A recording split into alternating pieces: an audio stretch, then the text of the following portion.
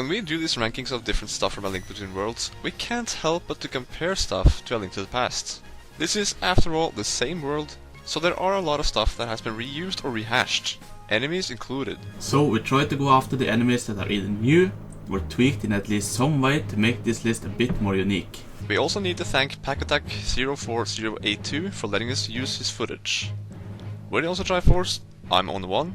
And I'm on the 2. And this is our top 5 coolest and weirdest enemies from A Link Between Worlds.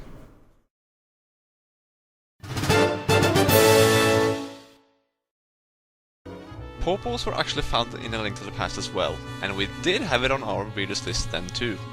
Though, there's a tiny difference here. They also come in red color. That doesn't really make the Popo any weirder, but really, what is that little thing? Apparently, spaghetti monsters are real. We don't have any idea what this is supposed to be. Is it a plant? It doesn't have eyes or anything, but they can move freely around. Popos are just weird, and that's pretty much it.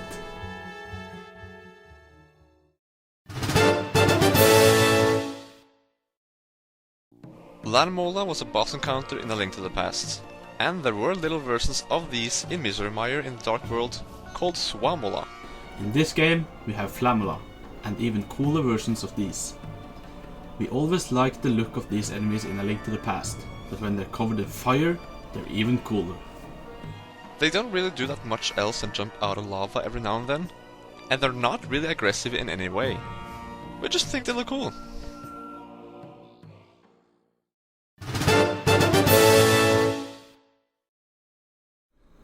Moldorm is a boss that is infamous for being one of the most annoying bosses in any game ever.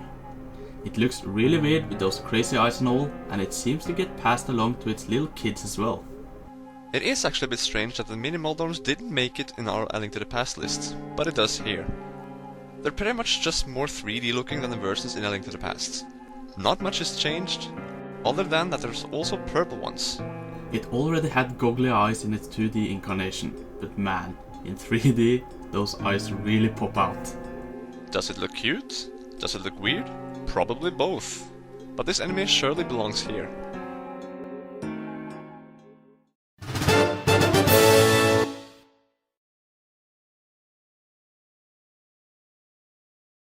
Same list as in A Link to the Past, and especially when the WIZZROBE does the exact same thing. The WIZZROBEs look a lot like they did on the SNES, but now they even come with different elements. Instead of having them just shoot some sort of beams in the shape of a crescent moon, they're now parted into ice and fire WIZZROBEs, which we think is a lot cooler. We always liked how they looked with a wizard's hat, and of course a robe, and how they can just disappear and reappear as much as they want. We're keeping it this low though, since we try to look for the more unique ones tied to this game.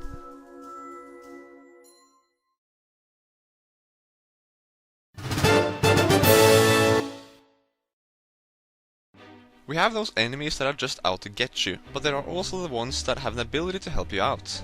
In this game, it's Bob. Bobs are these small things with 3 or maybe even 4 or 5 legs, a giant eye and a fuse on its head. It's clearly a bomb monster, and it's weird how convenient it is for Link to find these in different areas they exist. If the appearance and convenience wasn't enough to make it weird, its name is Bob. Bob!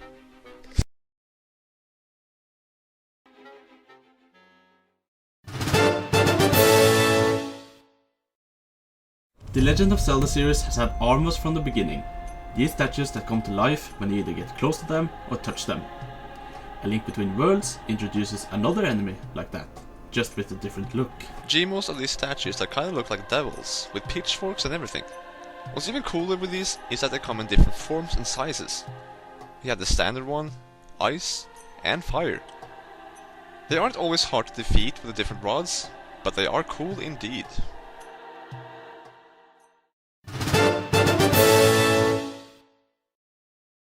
Georms. Just what are these? They look like little sea creatures that live in a shell, with a propeller at the bottom, to make it hover in the air. Already, that's pretty damn weird. To hurt them, you have to use the hookshot to pull them out before attacking. What makes this even weirder is how they disappear when they fall into the water. Do they really die of water? Then why the hell do they exist inside a freaking water dungeon? They don't seem to be the wisest of enemies.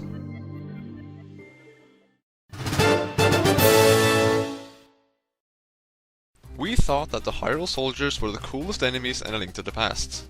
In A Link Between Worlds, we think that their counterpart, the LORULE soldiers, are the second coolest. There are only two types of LORULE soldiers, the spear soldier and the sword soldier. We really like how the sword soldier looks, and especially his helmet. We're not really that sure about how good of a view he gets from inside of that, but it looks awesome with the horns and everything. The color of armor is great as well. Just wish they could have had a bigger sword and shield though. The spear soldier is pretty cool looking as well. The armor looks sweet, and with his helmet, we actually get how we can see through it. The LORULE soldiers were some pretty cool enemies.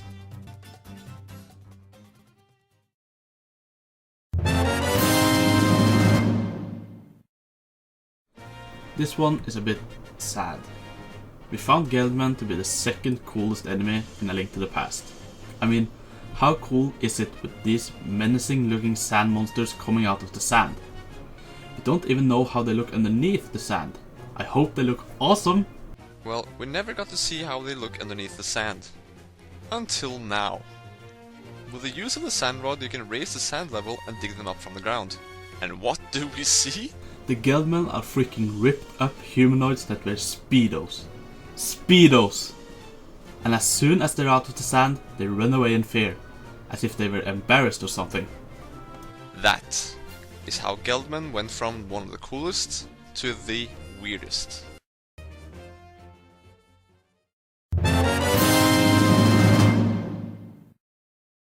This is also an enemy that we could have very well included in A Link to the Past. The Lionel is actually a really cool enemy in the Zelda series, and they haven't really changed all that much between the games they've appeared in. We think they look even cooler in A Link Between Worlds. They're giant lions spewing fire, and they're really tough to beat. I think I hit them around 20 times with the Masked Sword before they died. And I took about 5 to 6 hits with the highest upgrade, which is a lot. There's even a Lionel type with darker skin or fur that looks even more evil and vicious. They're one of the coolest beast type enemies in the series, and our coolest enemy in A Link Between Worlds. Thanks for watching.